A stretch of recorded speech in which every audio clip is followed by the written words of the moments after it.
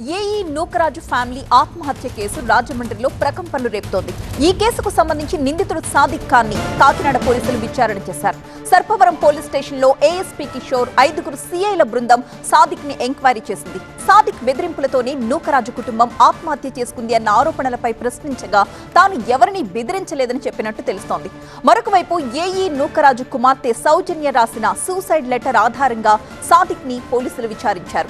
July 2న చనిపోయిన సౌజన్య భర్త జగదీష్ రెడ్డి కేసులో సాదిక్ ఖాన్ పై హత్య కేసు నమోదు చేయగా దానికి సంబంధించి కూడా పోలీసులు ప్రశ్నించారు. అసలు సౌజన్యకు సాదిక్ ఖాన్ ఎలా పరిచయం? సౌజన్య భర్త జగదీష్ రెడ్డి ఎలా చనిపోయారు? జగదీష్ రెడ్డి మరణంలో సాదిక్ ఖాన్ పాత్రేంటి? ఇలాంటి కోణాల్లో కాకినాడ పోలీసులు ప్రాథమికంగా విచారించారు. 2 సూసైడ్ నోట్ల ఆధారంగా కేసులు నమోదయ్యాయన్నారు కాకినాడ ఎస్పీ బిందు మాధవ్. రాజమండ్రి 2 టౌన్లో ఒక కేసు, తూర్పుగోదావరి జిల్లా సర్పవరం పిఎస్లో మరొక కేసు నమోదైనట్టు తెలిపారు. భర్తని చంపారు అదొకటి ఉంది, ఇది కాకుండా ఇంకా బెదిరింపులు ఉన్నాయి. ఇవన్నీ ఇంక్లూడ్ చేసాం ఎఫ్ఐఆర్లో ఆల్రెడీ. వాటిలో ఏమేమి ప్రూవ్ అయితే ఇన్వెస్టిగేషన్లో వాటన్నిటి మీద ఛార్జ్ షీట్ చేయడం జరుగుతుంది. భాస్కర్ రెడ్డి గారు కంప్లైంట్ ఇచ్చారు, దాని మీద ఎఫ్ఐఆర్ రిజిస్టర్ చేశాం. సో ఫార్ ఇన్వెస్టిగేషన్లో రివీల్ అవ్వలేదు, ఫర్దర్గా వస్తే ఇంక్లూడ్ చేస్తాం వాళ్ళని కూడా. అందులో రాసి ఉందండి, వీఆర్ ఇన్వెస్టిగేటింగ్ ఆన్ ఇట్. రిలేషన్లో ఉన్నారండి, ఇద్దరు కలిసి కొన్ని రోజులుగా they have been together, that is the relation. Reyans Reddy 1-2 సార్లు వాళ్ళ మదరు సాదిక్ రెడ్డి ఇద్దరు గొడవ పడుతుండగా చూశానని చెప్పారండి. రాజమండ్రి జీజీహెచ్లో వైద్య పరీక్షల తరువాత సాదిక్ ఖాన్ ని కోర్టులో హాజరుపరచబోతున్నారు. సాదిక్ కి కోర్టు రిమాండ్ విధించే అవకాశం ఉంది. దీంతో సాదిక్ కస్టడీకి పోలీసులు కోర్టులో పిటిషన్ దాఖలు చేయబోతున్నారు. అప్డేట్స్ మా ప్రతినిధి సత్య అందిస్తారు. సత్య, ప్రాథమిక విచారణలో సాదిక్ అసలు నోరు విప్పాడా? తనకు సంబంధం లేదు, తను బెదిరింపులకు దిగలేదు అని చెప్తున్నాడు. మరి ఆ కుటుంబం ఆత్మహత్య తరువాత ఎందుకు మాయమైపోయాడు సాదిక్? ఈ ప్రశ్నకి ఏం సమాధానం చెప్పాడు? అంటే అన్ని కోణాల్లోని కూడా దర్యాప్తు ప్రారంభించిన తర్వాత ఉత్తరప్రదేశ్ మిరాట్లోని మొత్తం 10 బృందాలు గాలించి సాదిక్ ఖాన్ అదుపులోకి తీసుకుని ఈరోజు మీడియా ముందు ప్రవేశపెట్టారు జిల్లా ఎస్పీ బిందు మాధవ్. అయితే కొద్దిసేపటి క్రితమే 14 రోజుల పాటు రిమాండ్ విధించారు.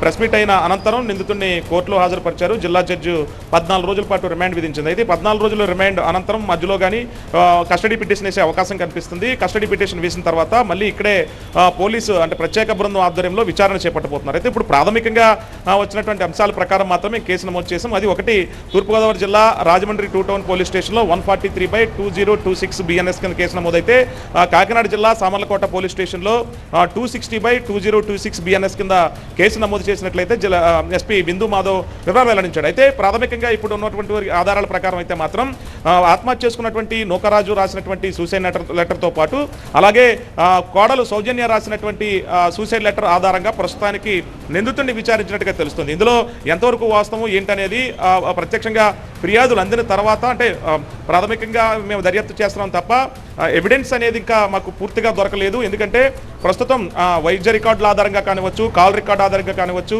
సీసీ ఫుటేజ్ రికార్డు ఆధారంగా కానివచ్చు, అంటే మొత్తం అంతా కూడా టెక్నికల్ ఆధారంగా ప్రస్తుతానికైతే మాత్రం ఈ 4 కోణాల్లోని పోలీసులు దర్యాప్తు చేసి నిందితుడిని అయితే మాత్రం పలు బిఎస్ఎన్ఎల్ సెక్షన్ల కింద కేసు నమోదు చేసి రిమాండ్కి పంపించినట్లుగా అయితే ఎస్పీ తెలిపినటువంటి పరిస్థితి. అయితే ఈ కోణాల్లో ఎవరైతే సౌజన్యకి 2 ఏళ్ల క్రితం పరిచయమైనట్లుగా అయితే మాత్రం నిందితుడు విచారణలో వెల్లడించినట్టుగా తెలుస్తుంది. అందులో భాగంగానే అంటే ఎవరైతే సౌజన్య భర్త జగదీష్ రెడ్డికి సంబంధించినటువంటి మరణానికి సంబంధించి ఏదైతే లిక్విడ్ రూపంలో ఎక్కడి నుంచో కెనడా నుంచి ఒక పాయిజన్ తెప్పించి అది ఒక హాస్పిటల్లో దానికి ఎక్కించినట్టుగా అడిగిన ప్రశ్నకు సంబంధించి పలు ఆరోపణలు చేస్తూ ఉంటారు. ఆరోపణలు మనం అన్నీ తీసుకోవాల్సిన అవసరం లేదు.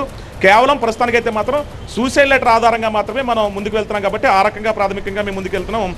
ఎవిడెన్స్కి సంబంధించి ఇంకా ఎంక్వైరీ జరుగుతుందంటూ కూడా ఎస్పీ తెలిపినటువంటి పరిస్థితి. ప్రస్తుతం అయితే మాత్రం అన్ని విధాల్లోని అంటే సూసైడ్ లెటర్లో సౌజన్య రాసినటువంటి అన్ని విధాలను మతపరమైన మార్పిడి జరిగే విధంగా కూడా హింసించినట్లుగా ప్రస్తుతం కేసు నమోదు చేశారు. అలాగే అత్యాయత్నం కూడా హత్య చేసినట్లుగా కూడా కేసు మొత్తం 3 సెక్షన్ల కింద అంటే టార్చర్ పెట్టినట్టు, హత్య చేసినట్లు, హత్యకు ప్రయత్నించినట్లుగా కూడా కేసులు నమోదు చేసినటువంటి పరిస్థితి. ప్రస్తుతం అయితే మాత్రం సౌజన్య రాసినటువంటి సూసైడ్ లెటర్లో ఏదైతే అంటే తన భర్తకి జగదీష్ రెడ్డికి భర్తకి సంబంధించినటువంటి హత్యకు కూడా కుట్ర పన్నడానికి కోణంలో కూడా అన్ని కోణాల్లోని దర్యాప్తు చేస్తున్నాం అనేది మాత్రం జిల్లా ఎస్పీ చెప్పినటువంటి పరిస్థితి. నిందితుడు మాత్రం పరిచయం ఉంది, పరిచయం అయ్యారు, కానీ ఎక్కడా కూడా మిస్టేక్ చేయలేదన్న కోణంలో చెప్పినట్లుగా తెలుస్తుంది. కానీ కొన్ని విషయాల్లో మాత్రం ఎన్నో ఏళ్ల నుంచి పరిచయం ఉన్న మాకు ఆ విధంగానే కొన్ని ఆస్తిపత్రాల విషయాలు ఇంకా ఎంక్వైరీ జరుగుతుంది.